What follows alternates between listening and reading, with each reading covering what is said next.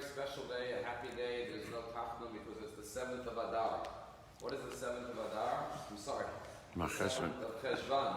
What's the 7th of Cheshvan? When the Jews went to Israel for the 3 major festivals, the last Jew arrived home on the 7th of Adar. So the Jewish people in Israel only began praying Cheshvan. 7th of Adar is Moshe Rabbeinu's birthday in Yartzeit.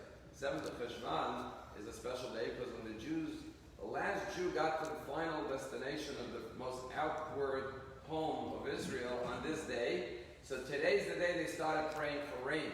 Because as long as there were still Jews traveling back from Jerusalem, everyone waited to pray for rain because they didn't want some guy in a horse and buggy to get caught in the rain. So therefore, it shows Jewish unity and love for a fellow Jew that even though I need rain for rain, because there's maybe a Jew on the road and he needs dry weather to get home and not have to be in the downpour, so I would hold my prayers for rain till every Jew is in their house. So today is a day that's a joyous day, and it represents the idea of Jewish unity and love for and concern for others, which is exactly the theme of this week's Torah portion. You know, there's a major difference between Moshe Rabbeinu and Avraham Avinu.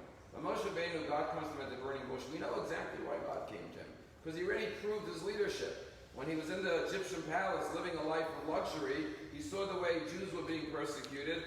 He left the palace, stood up for his Jews on 3 different occasions, and therefore he had to flee Egypt because his life was in danger, because Pharaoh was looking for him, because he killed an Egyptian who was striking a Jew.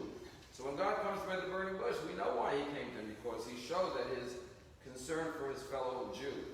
But Avraham Avinu, this week's parsha, God comes to him out of nowhere. Last week we read there was a man by the name of Terach, married Sarai, they go on a journey. Next thing you know, God says, Avraham, go to the land, I'll show you, I'll give you everything. What did Avraham do to deserve this? What did he do to prove himself to be worthy? That tells us about Avraham Avinu. What's interesting is that the rabbis say, unlike Moshe who proved himself up front, Avraham had to prove himself subsequently, and God gave him 10 trials. But what is the theme of all the trials? So the theme, believe it or not, is the theme of today, which is concern not just for yourself, not just for your family, but for others. Because what are the 3 moral failures? The first one was Adam and Eve, they ate from the tree. And when God says, why didn't you eat, Adam, from the tree? He says, my wife got me to do it. And when he asks, sorry, the snake got me to do it. Nobody takes personal responsibility. They blame others. Then you have the story of Noah. Noah takes personal responsibility for his life, but he does not take responsibility for his community, for his fellow man. He says, am I my brother's keeper? So the first 3 stories of the Torah is not taking personal responsibility, Adam and Eve. Second story is not taking responsibility for your family, your brother, am I my brother's keeper? Family, but he doesn't take responsibility for others. Now look at Avraham Avinu, you see how Avraham is the correction of those 3 mistakes. Avraham, his father was an idolater, but he personally goes ahead and changes his path from his father and becomes a worshiper. Lot, in this week's parsha, is abducted. He goes to war to rescue his nephew. Takes responsibility for his family. He is his brother's keeper.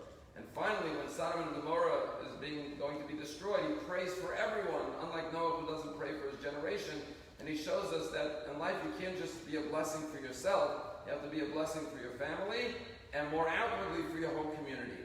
And that's the opening verse of this week's Torah portion. God says to Abraham, I will make you into a great nation, I will make your name renowned, and the last words of the opening verses, and you shall be a blessing. The mandate of being a Jew, a descendant of Avraham, is to be a blessing. And it's ironic that in life, everyone's always asking for blessings. In life is to be a blessing for others. What we really want more than anything else, why do we want all our blessings in life? Deep down, it's because we want to be a blessing to others. Why do we work so hard? Because we want to be a blessing to our family. Why do we want to be successful in life? Deep down, it's because we want to change the world and be a blessing to others. That is the deepest need and blessing of every human being, and brings the greatest enjoyment, the greatest pleasure, the greatest satisfaction, is having a purpose and a meaning and a mission to your life, that you know, I am a blessing to others, and therefore not just focusing on the blessings we receive, but the blessings we are able to provide for not just ourselves and our family, but for the world and the community at large. This kid who walked into a store, and he goes over before cell phones, he says, can I use your phone in the store? The owner says, go ahead. Little kid stands up on a box, gets on the cell phone, on the payphone, he starts making calls. He calls one house, the Goldberg residence, yeah. I'm so-and-so, I'm Jack, I'm 10 years old, I cut grass for a living, can I cut your lawn? No, we got someone already, we're good. Sorry, hangs up. Next call. I'm 10 years old, my name is Jack, I cut grass for a living. Can I cut your grass? No, we already have some. Well, maybe I'm happy, everything's good. This goes on like 10 phone calls. Everyone turns him down. Hangs up the phone, he thanks the shopkeeper, and the shopkeeper feels bad for this kid. He tried 10 times to get a job. He says, listen, don't worry, everything will be okay, you'll find work, everything will work out. The little kid said to the shopkeeper, actually, I have plenty of work. He says, what do you mean? I just heard you got 10 rejections. He says, no, those were all my customers, my clients. He says, so why are you calling them for work? He said, I just want to make sure they're happy with the job I'm doing. So I pretend to be someone else to see if they're really satisfied for yourself. To make sure that you're being a blessing for others, that you're doing the best you can possibly do to help others. You shall be a blessing, not just receive blessings, but be a blessing for others.